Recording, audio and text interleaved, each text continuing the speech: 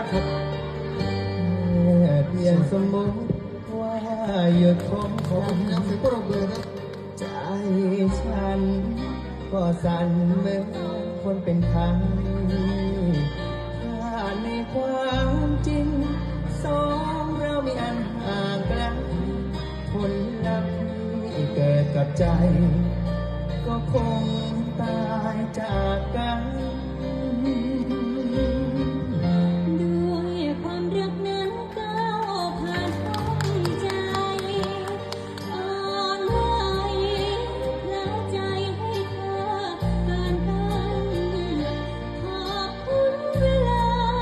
นำพาเราให้ชิดกันจากวันเลื่อนเป็นผูกพันเพียงก้าวห่างกันวันไหว หากเธอไม่ได้หัวใจขอสารภาพก็โทรศัพท์รักฉันก็ยังน้อยใจ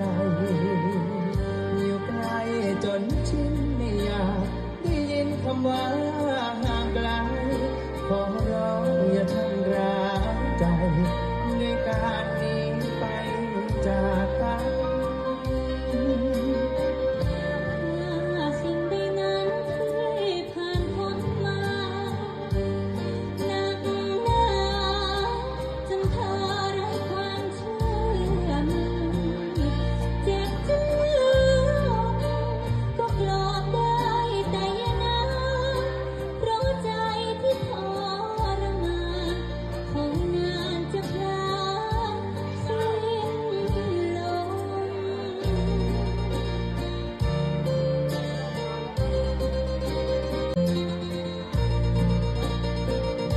หากเธอไม่ได้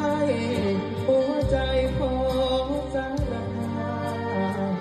ก็โทรศัพท์รักฉันก็ยังน้อยใจ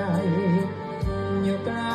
จนฉันไม่อยากได้ยินคำว่าห่างไกล